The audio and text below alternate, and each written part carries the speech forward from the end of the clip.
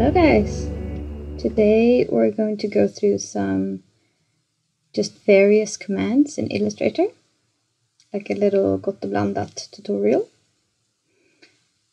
So we're going to go in order from 0 to 11 and also use layers to keep track of what we're doing. So I'm gonna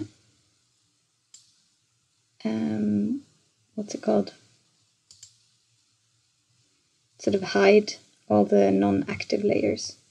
So let's start with some basics, fill and stroke. I'm going to use my Alt key and my scroll wheel to zoom in. So we got a bunch of circles here. I don't really want to teach you how to make the circles, there is another step over there. But let's, for example, grab one of them, Alt, press and drag for copy, and you can hold the Shift to keep it straight. And let's drag it down here and then down there. And you can see that this guy has a black outline and a red fill, and you can also see it over here and you can also see it up here. If you do this, they invert. If you go, for example, here, go there and press the sort of scratched color, that means that the color disappears. And this is the sort of line weight that you can change up, like so. We would like the inner color to disappear for that one. And for this one, we would like the outer color to disappear. So that's the first one, fill and stroke. And on the next layer, we're going to learn a bit about gradients. They look pretty cool right here. So what I'm going to do is that I'm going to copy some stuff from fill and stroke. So drag, Alt, Shift and drag. Alt, Shift, drag. There. And then I'm going to change the layer of that object through clicking the little colored bloop there and then dragging it onto the next layer. And then I can lock fill and stroke. And then make a couple of copies. Here. And this first one, very simple, very easy. You click on one object that you want to have a gradient on. You use your user interface Essential Classics and you go over here to gradient. And this is just your very simple linear gradient. Over here you can choose colors. So if you double click on this, you can get color options. I would like that one to be red. And this guy we're going to make a radial gradient. Click there. And here you can drag them around to invert, like so. You can also add, you can move this around like this, and you can also add by clicking Alt and then dragging. And add more colors. Ugh. Yeah, but no, maybe not super pretty, but maybe a little bit cool. And for the last one, we're going to do sort of like a freeform gradient. So you click once here, you're going to get weird stuff happening. You're going to start clicking out little circles. You can then double click and give a color. And for example, maybe I want more like white dots in here, then I just keep on clicking like so. And then just save the document. And for the next one, we're going to do shapes. And I'll teach you to create a circle. So you can find a few shapes over here. Usually hides beneath rectangle tools. So what you do is you click and hold the click for a little while, and then you get all of these options. So let's start with the ellipse, and the ellipse can create a circle. So you click once, you hold your Shift key, and then you drag it up like so. Maybe I want it a little bit bigger. Shift is for sort of like a constant even scaling. It's white now, and I don't want it white, I want it red.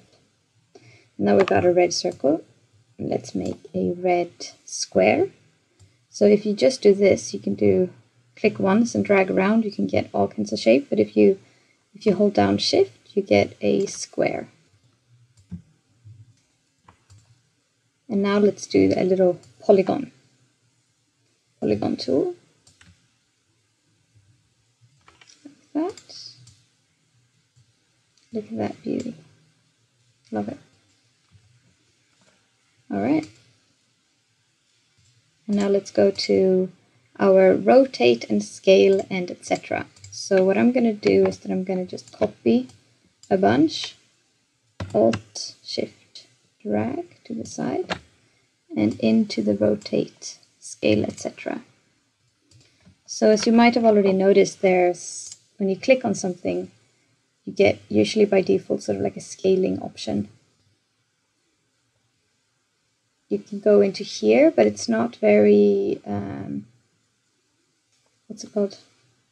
You can't really use your intuition here. You sort of write whatever angle you want it to rotate. If you want to be exact, maybe that's a very good thing.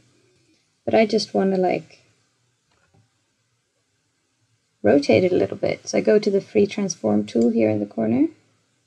All of a sudden I get a really nice sort of rotate tool here, intuition. I like it. For this guy, I'm just going to scale it proportionally inwards. So it's going to keep its center, and I'm going to do that by holding Shift and Alt and then dragging the corner. And this guy, it's a bit special. I think it's really weird. I don't know why, but you can sort of like open it like Pac-Man. Yeah, it's fun. All right, let's see. Okay, now we are on layer 4. Layer 4 is a friend of mine called the Scissor Tool. So it used to be a circle, but now it's not a circle anymore. So let's start by creating a circle with a black rim.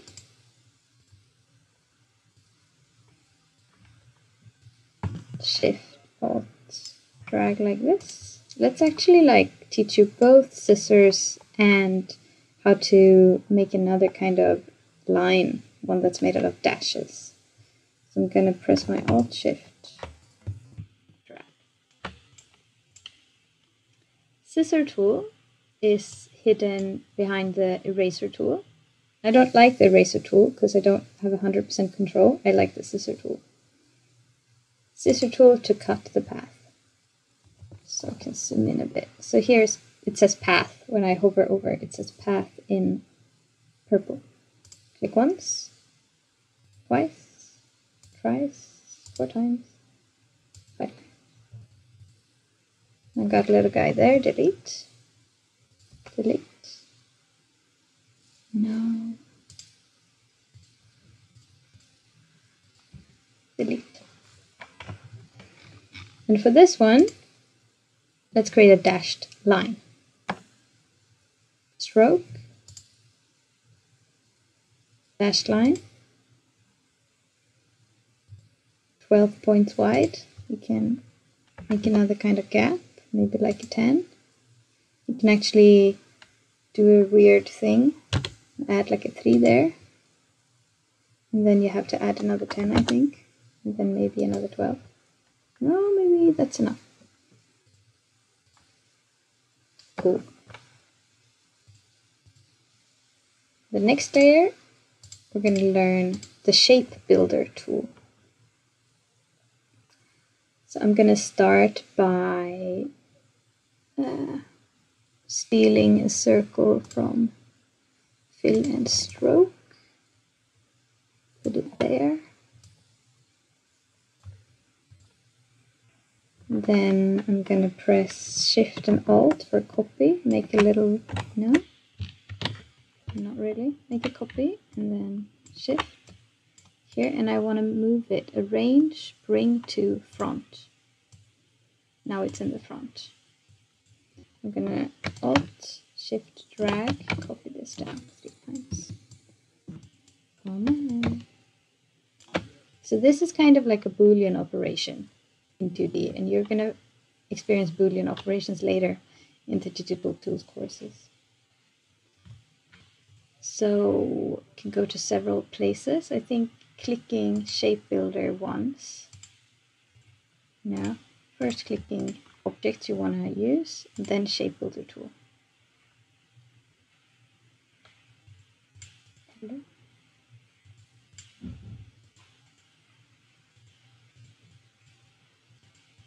No. Selecting the objects, go to Objects, Shape, Convert to Shape. Here is Pathfinder. That's what we want. So we want to unite the first one.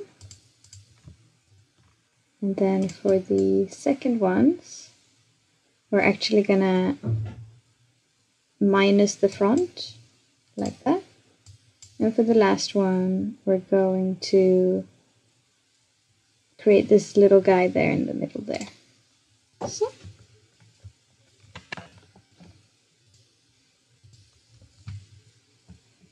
Now we're going to go to the Live Paint tool. And for this, I'm just going to start by creating circles.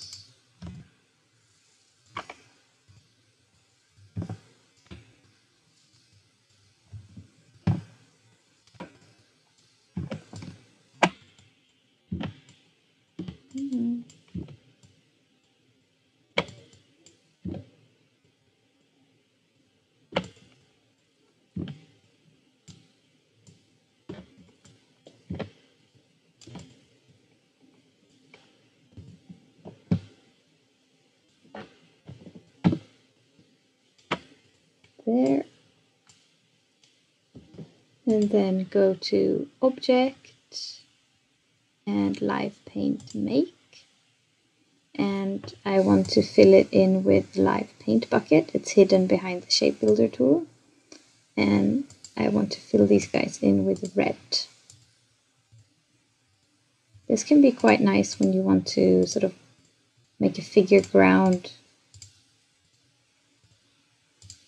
sort of sight drawing. So that was the Live Paint tool. Now let's go to the image trace.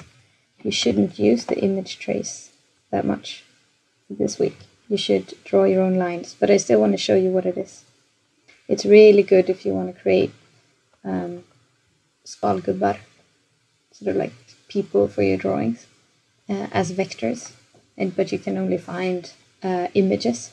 Then you can go through Photoshop and then into here, or sometimes just straight into here, and convert them to vectors. So let's go in here. Let's find the image I prepared and drag it in. Scale it down a little bit. Make copies. Now for this one, I think it's just the image. But for this one, I want to do image trace. 6 colors. You can right click for this and say expand. And then you have to right click, I think, and ungroup. And then you got all your, almost all of your little parts. You can also do release compound path to get even all the little details that are now shapes with a fill. And for the last one, I'm going to show you that it can also sort of convert the image so it looks really differently. So if you say that this is a black and white logo, it's going to find the darkest parts and merge them. There are several settings you can experiment with over here. I think maybe they are hidden behind here, yes. So different thresholds to get different amount of detail, etc. All right, now we're going to look at text. So just to keep stuff orderly,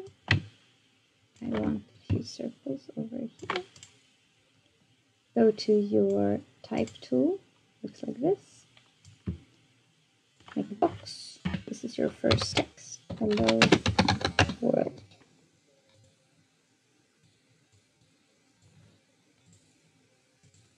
You can align your text different places, but I wouldn't recommend actually doing layout here. You should do layout in InDesign.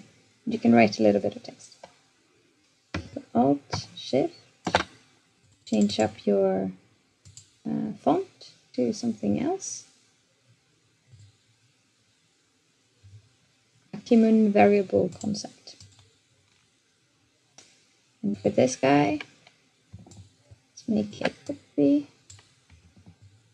Alt, Shift, here. Go into type tool, say type on path tool, click on path. Hello. World. Can rotate it around and stuff. Alright. For the next one, we got effects. Let's make us a circle. Red one.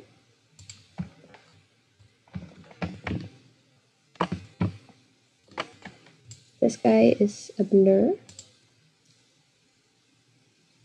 Blur, Gaussian blur. Preview is nice. Drag it around. Like so. So this one is within the artistic. I want to go to the effect gallery to show you. Zoom in a little bit. Is it maybe brush strokes? Maybe these guys. Click about. You can see all of their things, but I think here we go somewhere. There, the graphic pen.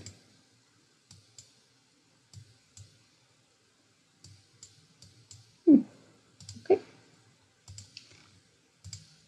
And this is maybe, I think, a splatter or something like that. Let's see.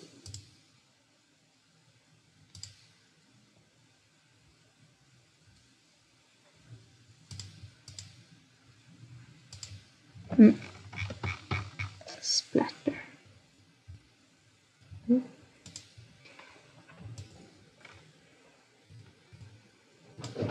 And the next layer is transparency and opacity. Bit of like, what's the difference, sort of tutorial. So here we have simple red circle. Here we have another simple red circle that we want to arrange, bring to the front. And yet another one that should automatically right now be in the front. So if I click on the top one, I go up here to opacity and change it up. You can see that it will become opaque. You start seeing the object underneath. If I go over here, go over to the gradient tool, you have a transparency option. And it's a bit similar to what happens when you do different layer styles in Photoshop. So if I go to normal, and I think this is, no, not color dodge. Scroll through them. Maybe I actually chose like I think so, brandgul for this. I went here and I chose this. And then you can see the effect of the color dodge, the normal, multiply, screen.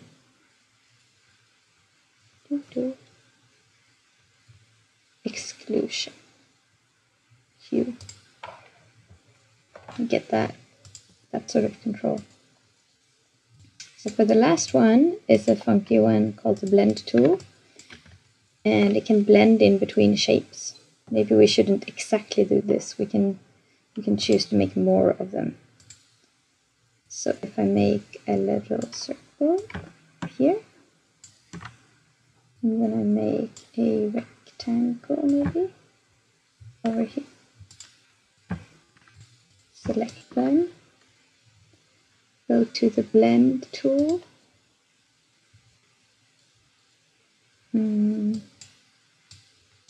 Click here, click there. Let's see. How can we now control the blend? Do this. You get more of them the more you drag. That's fun. And then less of them the closer you come. It would also be sort of nice to have a little bit more control over this, wouldn't it? Blend options. Specific steps. Get a preview. Oh, I love it. Control. Love it.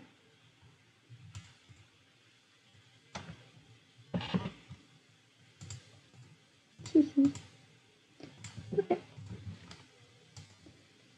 Save. And that was all for this. See ya.